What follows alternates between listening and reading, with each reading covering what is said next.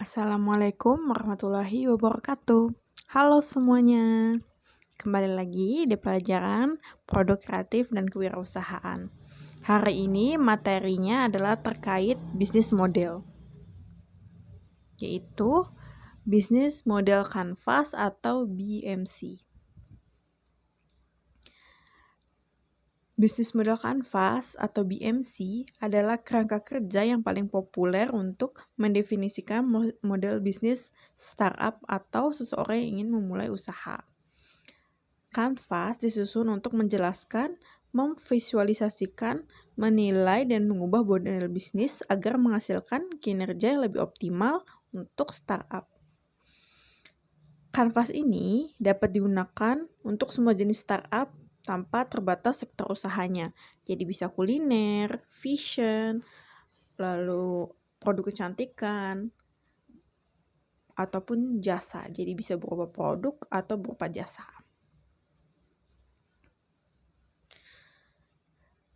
BMC memiliki 9 elemen yang saling berhubungan. Jadi BMC adalah salah satu cara to describe, challenge, design, and invest business model more systematically.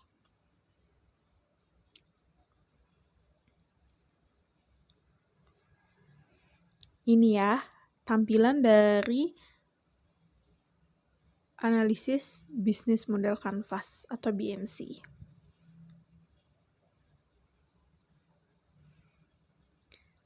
BMC meliputi 9 elemen, yaitu customer segment, customer relationship, value proposition, channel, revenue streams, key activity, key partner, research, cost structure. Jadi, kita akan mempelajari 9 elemen ini. Secara fungsi, ke-9 elemen tersebut terbagi menjadi 3 kategori, yakni elemen yang mendefinisikan keinginan founder atau startup, meliputi customer segment, value proposition, dan juga customer relationship. Lalu ada elemen yang mendefinisikan dukungan untuk merealisasikan keinginan tersebut, meliputi channel, key activity, key research, dan key partners. Lalu juga ada elemen yang mendefinisikan ketahanan bisnis, yaitu meliputi revenue streams dan juga cost structure.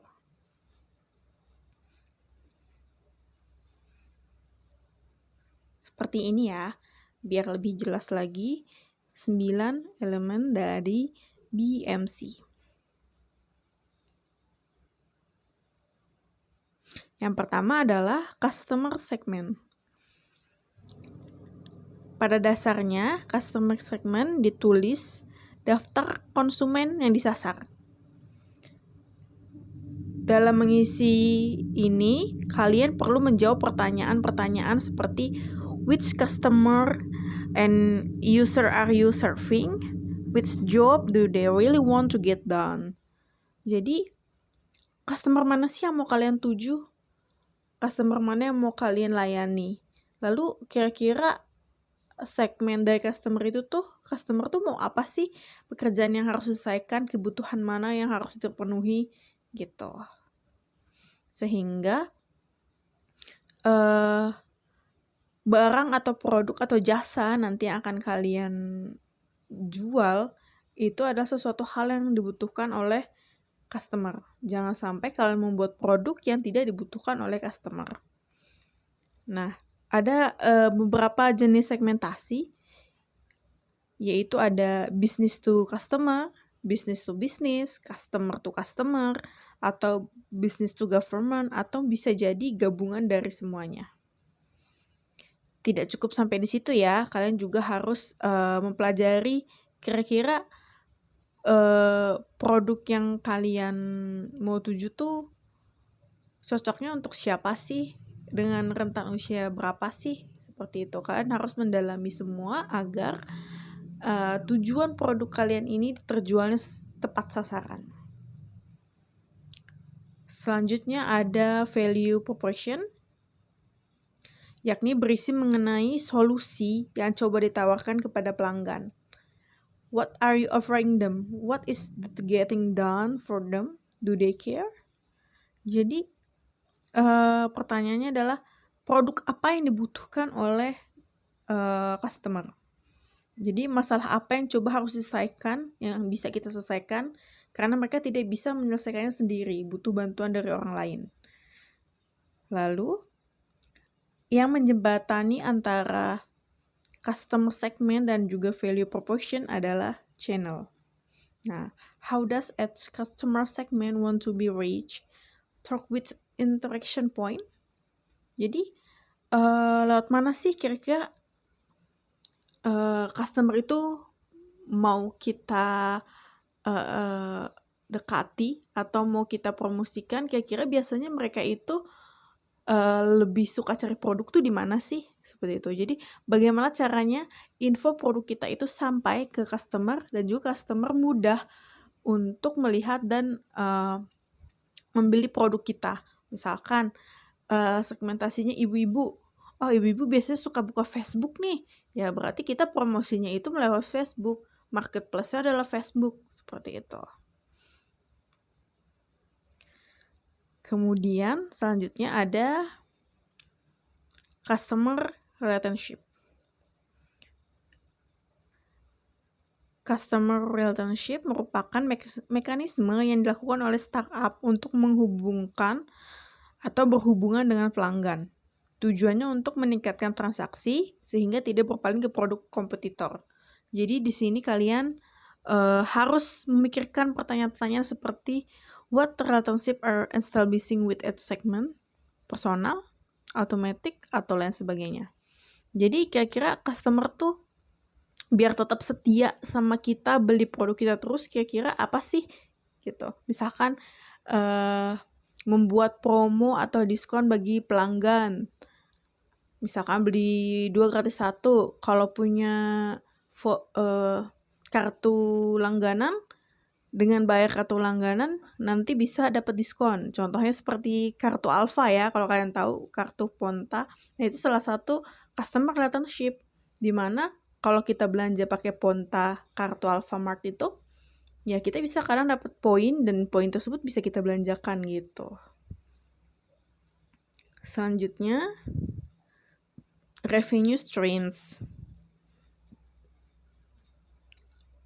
Revenue streams menjadi elemen berikutnya yang perlu kalian pikirkan, yakni bagaimana solusi yang dihasilkan dapat menghasilkan pemasukan bagi kalian. Di era digital ini, varian revenue stream menjadi lebih luas ya, karena kadang kita berjualan duitnya itu sama sekali tidak pernah kita pegang, karena transfer, pakai GoPay, OVO, atau lain sebagainya, gitu. Jadi, what are customer really willing to pay for? How are you generating transactional or recruiting revenues? Jadi, berapa sih kira-kira harga yang customer itu tuh mau membayar?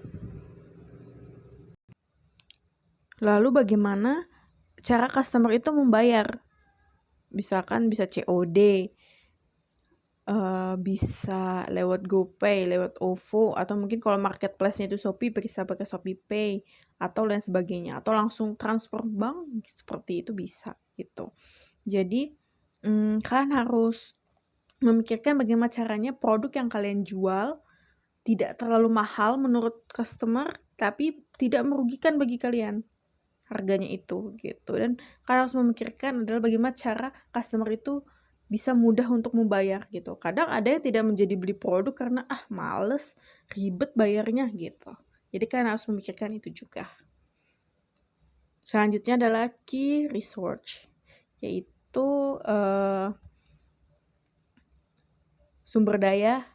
kunci sumber daya ya, yang betul-betul penting. Which research underpin your B model? B model itu adalah bisnis model ya. Which asset are essential? Jadi aset apa yang penting banget? Lalu sumber daya apa sih yang betul-betul harus kalian genggam, kalian pegang, yang harus selalu ada? Karena itu adalah sumber daya utama untuk memproduksi produk kalian atau jasa, seperti itu. Jadi kalian harus benar-benar pikirkan jangan sampai kalian sudah punya supplier tapi tidak pasti gitu. Lagi kalian mau memproduksi ternyata suppliernya nggak ada gitu. Suppliernya udah pindah misalkan atau suppliernya malah nggak punya barang gitu. Jadi kalian harus pastikan suppliernya itu selalu bisa memasok bahan untuk kalian jadikan produk kalian, seperti itu. Selanjutnya ada key activities. Nah, key activities ini adalah which activity do you need to perform well in your business model? What is crucial? Jadi, berbagai kegiatan yang perlu atau akan dilakukan untuk merealisasikan elemen-elemen kalian. Jadi misalkan, produk ini tuh yang paling penting adalah saat produksinya. Kalau udah produksi baik, promosinya mah nggak masalah, pasti udah langsung deh, karena konsumennya benar-benar butuh gitu. Jadi memang harus dimaksimalkan di produksi, atau harus dimaksimalkan di promosi juga, karena adalah produk yang baru yang banyak orang lain tuh belum tahu banyak tentang produk ini atau lain sebagainya, gitu. Jadi activity mana yang harus kalian kedepankan, kalian optimalkan dan juga kalian kedepankan, seperti itu ya.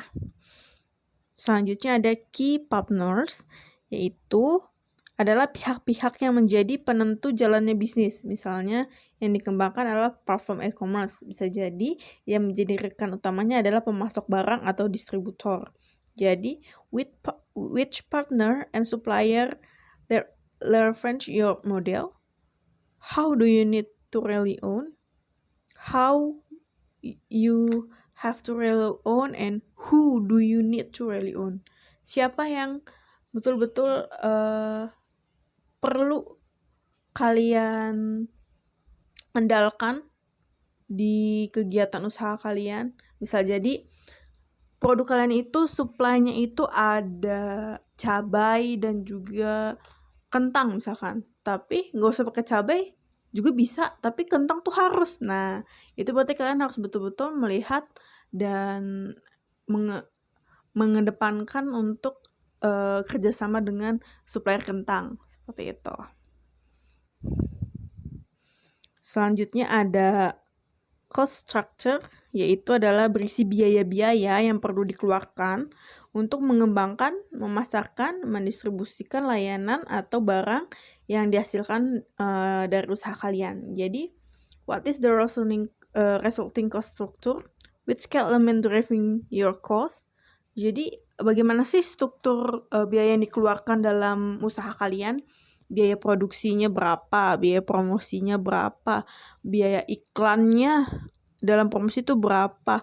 Biaya distribusi dan lain sebagainya. Biaya ongkos pemindahan barang dari supplier ke tempat kalian produksi berapa gitu. Jadi kalian bisa melihat mana sih hal yang lebih banyak mengeluarkan biaya, sehingga kalian bisa analisis, bisa nggak sih biayanya ditekan jadi lebih kecil gitu. Selanjutnya adalah habis ternyata.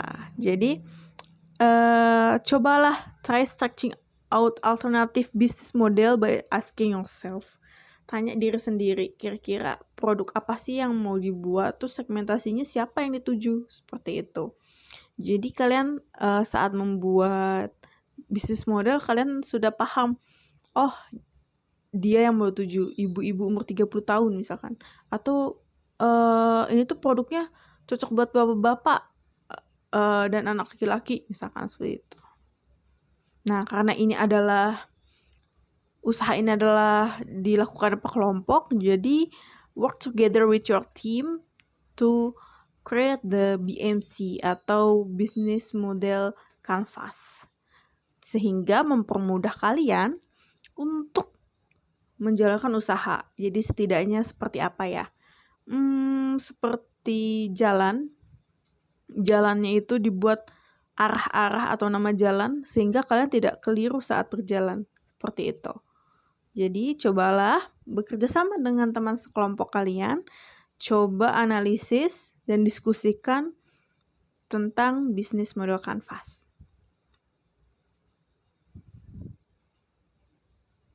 Nah, selanjutnya ini ada contoh dari bisnis model kanvas Uber.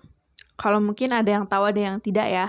Uber itu adalah salah satu sejenis dengan Gojek atau Grab.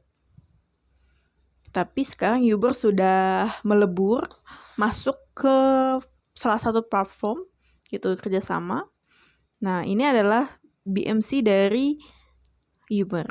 Apa sih customer segmennya? Oh, customer segmennya adalah people in need of transportation. Jadi orang-orang yang butuh transportasi. Terus, apa sih yang ditawarkan? Value proposition-nya apa? Reliable transport. Lalu pembayaran yang mudah. Lalu channelnya gimana? Oh, channelnya tuh aplikasi dan website seperti itu. Lalu customer relationship-nya bagaimana? Yaitu dari rating. Misalkan kalau memang drivernya bagus gitu ya. Terus customer-nya itu selalu ngasih rating tinggi. Bintang 5 misalkan. Lalu dibuatlah dari Uber tuh voucher untuk customer tersebut seperti itu, sehingga membuat customer itu lebih sering memakai jasanya dan juga memberikan rating yang baik seperti itu. Karena dengan rating yang baik tentunya meningkatkan harga jual dari jasa tersebut gitu. Lalu key activity-nya adalah platform development dan support. Ada di bagian teknologi dan juga manusia ya. Lalu key research-nya adalah teknologi platform, network dan juga driver dan juga brand. Key partner-nya adalah payment processor dan juga API provider. Lalu cost strukturnya, biaya yang dikeluarkan ada untuk teknologi platform, marketing dan juga personal. Lalu keuntungannya, revenue stream-nya didapat dari persentase per jalan. Jadi misalkan contoh nih, customer naik Uber Car di mana dari Ciawi sampai stasiun Bogor. Misalkan Uber itu menetapkan revenue sebesar 20%. Terus ada customer yang naik Uber dari Ciawi sampai stasiun Bogor dengan biaya 100.000. Customer bayar tuh 100.000. Tapi yang sampai ke tangan driver bukan 100.000, tapi 80.000. Karena Uber menerapkan, contoh ya, jadi Ibu tidak tahu sebenarnya Uber menerapkan berapa, tapi contoh misalkan Uber menerapkan revenue itu 20%. Berarti 20.000-nya itu untuk Uber, drivernya 80.000, seperti itu. Ini adalah BMC dari Uber. Selanjutnya ada satu lagi, yaitu BMC dari ikan tuna siap makan. Customer segmennya adalah penduduk kota, ibu rumah tangga, penghasilannya lebih besar dari 3 juta per bulan, gemar makanan instan, aktif sosial media, trendy, dan juga memasak untuk keluarga. Produknya apa emang? Produknya adalah ikan tuna kemasan dengan bumbu rica, berkualitas, dan juga mudah dijangkau. Channelnya ada secara offline dan online. Offline di pusat pembelanjaan, pusat oleh-oleh. Kalau online di Facebook, WhatsApp, dan juga Tokopedia. Customer relationship-nya adalah Facebook forum dan juga DM WA. Key activity-nya adalah R&D produk, research and development produk, lalu produksi dan pemasaran online. Key research-nya adalah resep, karyawan produksi dan juga R&D dan juga SOP. Key partnership-nya adalah supplier ikan tuna, pemilik toko, supplier packaging. Cost strukturnya ada di COGS, biaya pemasaran, biaya R&D dan juga biaya peralatan. Lalu, keuntungan atau revenue stream-nya didapat dari penjualan produk. Di mana penjualan produk tersebut pastinya keuntungannya itu penjualan produk itu masih keuntungan kotor ya. Keuntungan bersih adalah modal dikurang dengan pendapatan dikurang dengan modal. Jadi itu adalah keuntungan. Seperti itu. Oke, Ibu sudah menjelaskan tentang BMC, sudah menerangkan juga contohnya. Semoga bermanfaat untuk kalian dan semoga kalian bisa membuat BMC usaha kelompok kalian.